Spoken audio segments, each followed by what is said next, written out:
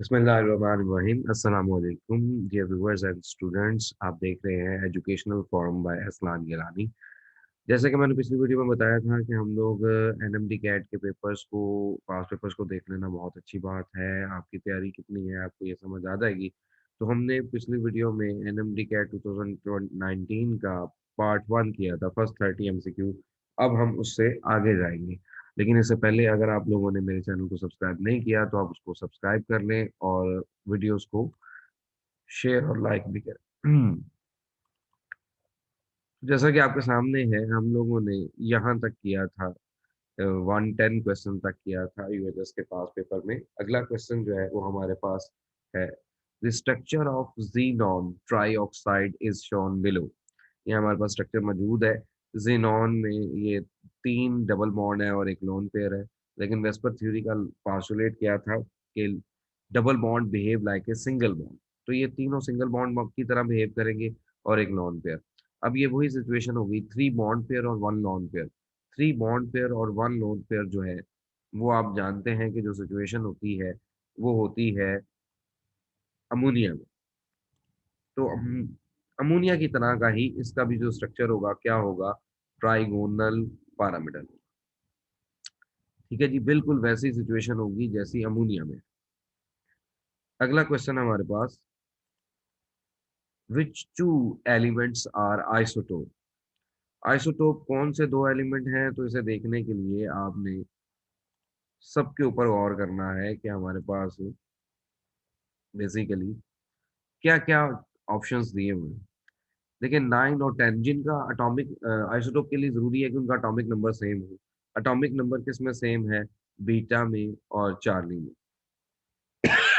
Atomic number same के साथ atomic mass का डिफरेंट होना जरूरी है। तो एटॉमिक मास डिफरेंट किस में है? बीटा ऑप्शन में इसमें 14 मास है और इसमें 15 मास है। मास का डिफरेंट होना जरूरी है। आइसोटोप के लिए एटॉमिक नंबर का सेम और एटॉमिक मास का डिफरेंट होना जरूरी है। आइसोटोप के लिए एटॉमिक नंबर का डिफरेंट होना और एटॉमिक मास का सेम होना जरूरी है। अगर आपको मैं बताऊंगा इसमें कौन सा आइसोबार होगा तो वो ये डेल्टा ऑप्शन जो है वो आइसोबार होगा। और आइसोटोन के लिए क्या होता है, ना एटॉमिक नंबर सेम होता है ना एटॉमिक मास सेम होता है, उसमें न्यूट्रॉन की तादाद जो है वो सेम होती है। अगला क्वेश्चन अगर हम लोग देखें तो उसमें दिया हुआ है, इसमें आंसर हमारे पास जो है वो बीटा है। फिर according to Watson and Crick model of DNA, the DNA molecule consist of double bond helix, double helix, which type of forces are present responsible to keep the two strand of DNA together। जो forces होती हैं जो DNA में उसके double helix structure को maintain रखती हैं वो होती है हाइड्रोजन बॉन्डिंग, अल्फा ऑप्शन। बिल्कुल इसी तरह का एक और question, an internuclear molecular forces of attraction X is relatively stronger than the other intermolecular forces, it stabilise alpha helix and beta pleated sheet of protein. The double helical structure of DNA is also stabilized by this force of attraction। Identify force। तो वो force क्या है? इसमें भी hydrogen bonding ही है। तो ये दोनों क्वेश्चन है जिनका आंसर सेम है, हाइड्रोजन बॉन्डिंग। 115 अगर आप लोग देखें, which of the following molecule has sp3 hybridisation. अब sp3 हाइब्रिडाइजेशन के बारे में मैंने ये बताया हुआ है कि वो मॉलिक्यूल में हाइड्रोजन बॉन्डिंग sp3 होती है जो सैचुरेटेड है या जिसमें कार्बन 4 अदर एटम के साथ अटैच है। असल में फॉर्मूला ये है कि lone pair plus bonded atom अगर 4 के बराबर हो तो sp3 हाइब्रिडाइजेशन होती है, 3 के बराबर हो तो sp2 और 2 के बराबर हो तो sp हाइब्रिडाइजेशन होती है। इसमें जो मीथेन है, सिंपल मॉलिक्यूल मीथेन, उसमें आपके पास sp3 हाइब्रिडाइजेशन होगी। जबकि अगर हम लोग बाकियों को देखें, C2H2 ये इथाइन है, इसमें sp हाइब्रिडाइजेशन होगी। चार्ली CO2 इसमें भी sp हाइब्रिडाइजेशन होगी। और डेल्टा C2H4 इसमें sp2 हाइब्रिडाइजेशन होगी। तो बेसिकली आप लोगों ने जो फॉर्मूला यूज करना है वो फॉर्मूला ये है कि lone pair plus bonded atom आपके पास किसके बराबर आ रहे हैं? 4 के बराबर है तो sp3, 3 के बराबर है sp2 और 2 के बराबर है तो sp। Oxidation number of particular element can be directly or indirectly inferred from its। Oxidation number का ताल्लुक डायरेक्ट किससे होता है? ग्रुप नंबर से। चार्ली ऑप्शन आएगा। ग्रुप नंबर 1 है तो उसकी ऑक्सीडेशन स्टेट +1 है, 2 है तो +2 है, 6 है तो +6 या -2 है, तो ग्रुप नंबर से डायरेक्ट ताल्लुक होता है। 1117 जो है question, which of the following set constitute all of the molecule and ions of non planar geometry. Non planar geometry students उनकी होती है जब आपके पास जो हाइब्रिडाइजेशन है वो sp3 हो। अगर हाइब्रिडाइजेशन sp2 या sp होगी तो वो प्लेनर ज्योमेट्री होगी।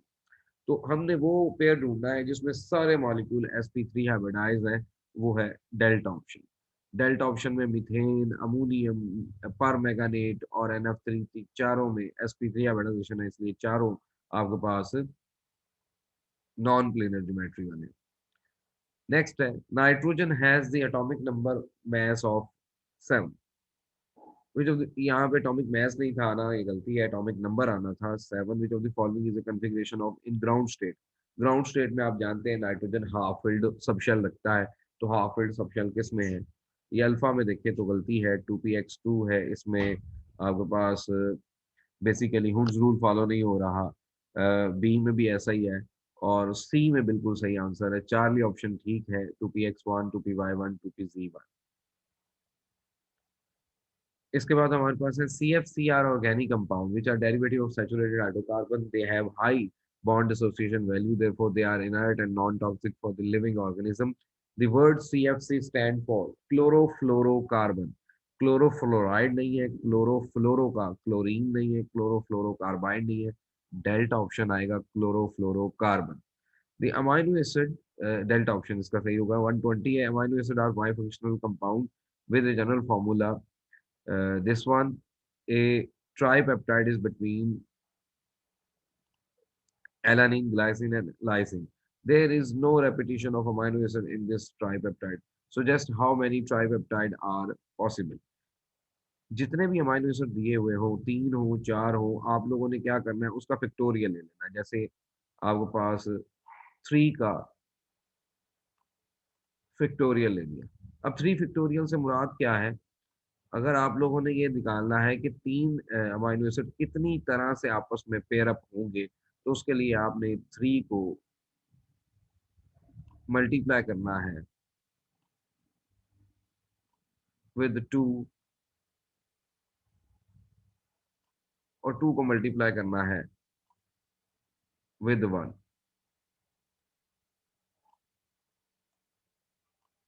यानी 3 इंटू 2 इंटू 1, तो ये आ जाएगा 3 2 टाइम 6, 6 इंटू 1 6, तो इसका आंसर 6 आ जाएगा। अगर आपके पास 4 अमाइनो एसिड होते तो 4 का फैक्टोरियल ले लेते, वो किसके बराबर आता है? 4 इंटू 3 इंटू 2 इंटू 1। तो 4 इंटू 3 12, 12 इंटू 2 24, 24 इंटू 1 24 आंसर आ जाना था। इट्स मीन जितने अमाइनो एसिड दिए हुए होंगे उनकी मुख्तलिफ तरतीब से बनने वाले मॉलिक्यूल्स को, पॉलीमर्स को आपने कैसे बनाना है, उसका फैक्टोरियल लेके। फैक्टोरियल का मतलब होता है उस डिजिट को उससे नीचे वाले जितने डिजिट हैं उन सब से मल्टीप्लाई कर देना है। तो आंसर हमारे पास जो आ जाएगा वो आ जाएगा 9, सॉरी 6 आ जाएगा। इसके बाद हम आगे चलते हैं, हमारे पास विच टाइप ऑफ, इसका आंसर 6 आएगा। Which type of reaction between take place with the carbonyl compound is treated with a mixture of sodium cyanide and HCl acid. Sodium cyanide की जगह बुक में शायद पोटेशियम साइनाइड हो, या sodium cyanide acid के साथ react करेगा तो HCN बनेगा। HCN जब कार्बोनाइल कंपाउंड में ऐड होता है या कोई भी चीज ऐड होती है तो उसे हम लोग क्या कहते हैं? एल्डिहाइड और कीटोन रिएक्शन ही कौन से देते हैं? Charlie option, nucleophilic addition reactions. Disposable cups are made up of polymer polystyrene. Polystyrene is a polystyrene है, polyvinyl chloride है, polyvinyl acetate है, ये सारे इनमें डबल बॉन्ड, एक मॉलिक्यूल का डबल बॉन्ड दूसरे के डबल बॉन्ड में ऐड होता जा रहा है, इसे एडिशन पॉलीमर कहते हैं, और इसे चेन ग्रोथ पॉलीमर भी कहते हैं। Charlie option. During stoichiometry calculation which of the following laws must be follow. तो स्टीशियोमेट्री हो, लिमिटिंग रिएक्टेंट हो या यील्ड हो, इसमें आप लोगों ने जो चीज, जिस लॉज को फॉलो करना है वो law of conservation of mass और लॉ ऑफ डेफिनेट प्रोपोर्शन है। बेटा आंसर आ जाएगा। विच of the following is not present in halogen. Iron is not present in halogen, chlorine, fluorine, iodine और एसिटीन वगैरह ये शामिल है। ब्रोमीन भी शामिल है। तो आप जानते हैं कि iron is not a halogen, it is basically a transition element. Which enthalpy change is relevant in the following process? Sodium solid से सोडियम गैस में जा रहा है, डेल्टा एच की वैल्यू प्लस में है, तो ये क्या है? एंथैल्पी ऑफ एटमाइजेशन है, एंथैल्पी ऑफ वेपोराइजेशन है, फ्यूजन है या फॉर्मेशन। सबसे पहली बात है कि ये एंथैल्पी ऑफ एटमाइजेशन है, ये एक्चुअल आंसर अल्फा है। बीटा क्यों नहीं हो सकता? एंथैल्पी ऑफ वेपोराइजेशन तब होता अगर सोडियम लिक्विड से गैस में जा रहा।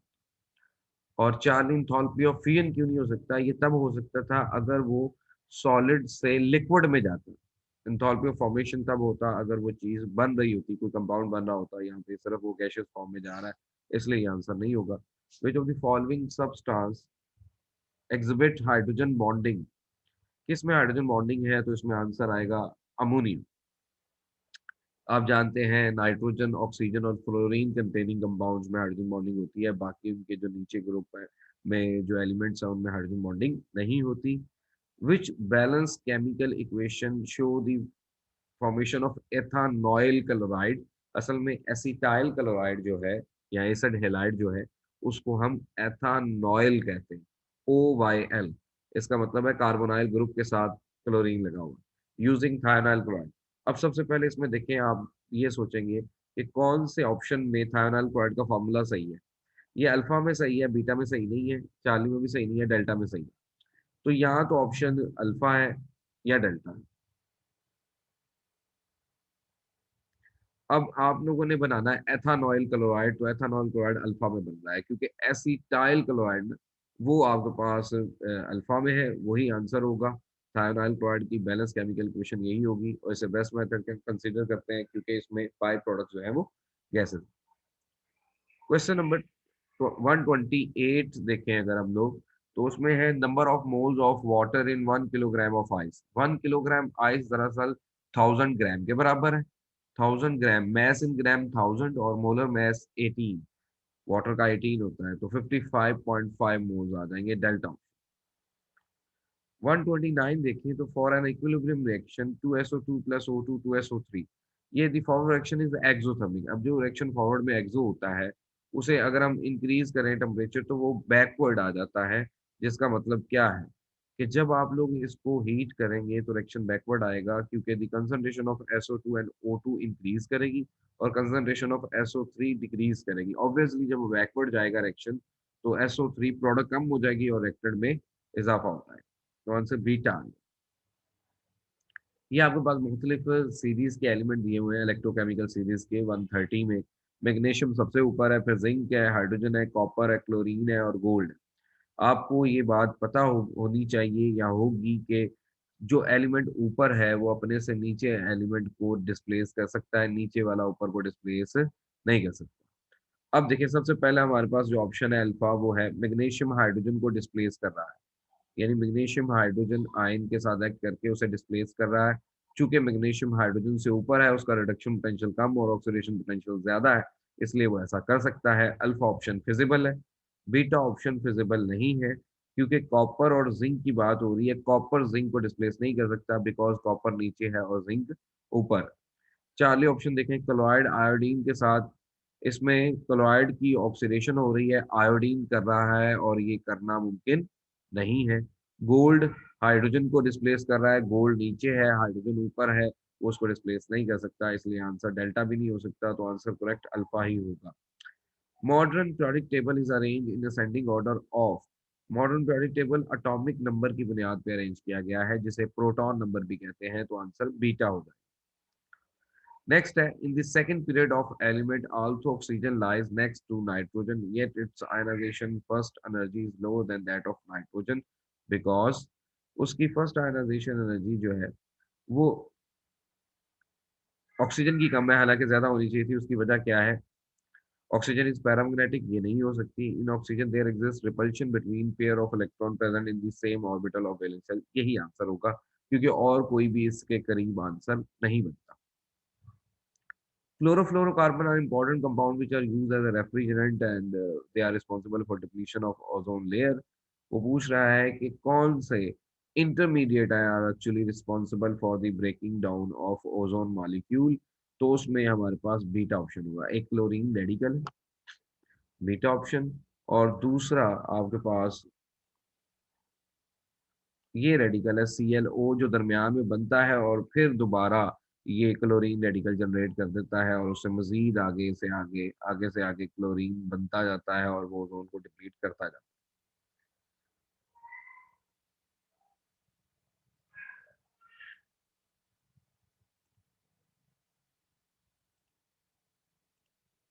Solution containing 85.5 gram of sucrose in 250 centimeter cube, इसमें वही फार्मूला लगना है।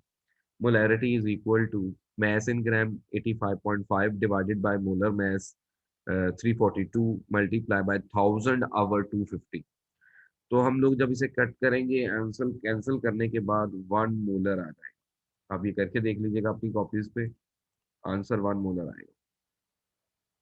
Which of the following is the electronic configuration of chromium? Chromium और कॉपर की configuration डिफरेंट है। इसमें 4s में 1 होते हैं और बाकी 3d में होते हैं, तो 4s 1 3d 5 आंसर आएगा डेल्टा ऑप्शन।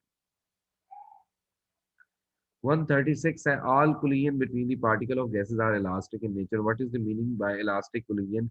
Elastic collision का मतलब ये होता है कि उसमें आपके पास no change in kinetic energy, energy change नहीं होती, मोमेंटम चेंज नहीं होता, तो आपके पास आंसर आएगा Charlie. Aqua solution of iodine and sodium hydroxide complex in round bottom flask, equation दी हुई है, डायरेक्शन इज, जब भी हैलोजन सोडियम हाइड्रोक्साइड के साथ रिएक्ट करती हैं तो वो सेल्फ ऑक्सीडाइज और रिड्यूस हो जाती है। आप देखेंगे आयोडीन 0 से +5 में गया है तो ये ऑक्सीडेशन है, और आयोडीन 0 से -1 में गया है तो ये रिडक्शन है। सेल्फ ऑक्सीडेशन रिडक्शन रिएक्शन है या इसे डिस्प्रोपोर्शनेशन रिएक्शन कहते हैं। अभी वो ऑप्शन नहीं दिए हुए तो it is a redox reaction alpha. Carboxylic acid can be reduced into corresponding alcohol. Which of the following reagent can be used for this purpose?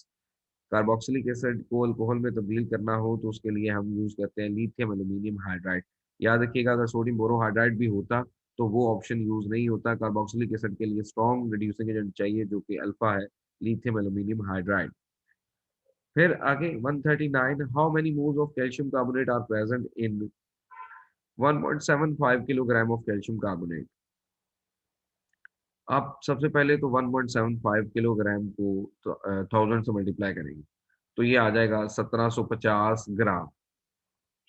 1750 ग्राम जो है उसको आप लोगों ने मोल्स में कन्वर्ट करना है। तो आप 1750 को मैस इन ग्राम है उसे मोलर मैस से डिवाइड करेंगे। मोलर मैस इसका 100 है, तो 1750 जो है उसको जब हम 100 से डिवाइड करोगे तो आपके पास आंसर चार्ली आ जाएगा 17.5 मोल। Which of the following molecule shows cis trans isomer? cis trans isomer के लिए आपके पास सबसे पहले जो चीज होनी जरूरी है वो तो ये है कि आपके पास डबल बॉन्ड का होना जरूरी है। अब डबल बॉन्ड इनमें है, अल्फा में भी है C2H1 और Cl3, 4 चीजें जुड़ी हैं, इसका मतलब है ये अल्कीन वाला फार्मूला फॉलो कर रहा है और अल्कीन वाला फार्मूला है तो इसमें डबल बॉन्ड है। लेकिन डबल बॉन्ड के साथ जब आपके पास 3 क्लोरीन होंगी तो इट्स मीन के दोनों तरफ क्लोरीन आ जाएंगी, और या एक कार्बन के साथ 2 क्लोरीन आ जाएंगी तो वो सेम ग्रुप की वजह से सिस ट्रांस आइसोमर शो नहीं करेंगे। ऐसे ही बीटा को देखें तो ये एक सैचुरेटेड कंपाउंड है, इसमें डबल बॉन्ड है ही नहीं। चार्ली को देखें तो ये इथीन है, इसमें डबल बॉन्ड है लेकिन दोनों तरफ दो दो हाइड्रोजन है, इसलिए सेम ग्रुप का होना जरूरी नहीं है। कि सेम ग्रुप हो तो फिर वो आइसोमेरिज्म शो नहीं होता। हमें पता है there must be a double bond and the two group attach must be different. Delta को देखें अगर तो वो C2H2Br2 है, इसमें डबल बॉन्ड भी मौजूद है और ब्रोमीन 2 है तो उसे हम एक कार्बन के साथ एक ब्रोमीन और दूसरे के साथ दूसरी ब्रोमीन लगा के सिस ट्रांस आइसोमेरिज्म शो करवा सकते हैं। तो होपफुली आपको अच्छी लगी होगी वीडियो, आप इसको लाइक करें और शेयर भी करें दूसरों के साथ ताकि वो भी अपनी रिवीजन कर सके। इंशाल्लाह नेक्स्ट वीडियो में फिर मिलेंगे, तब तक के लिए अल्लाह।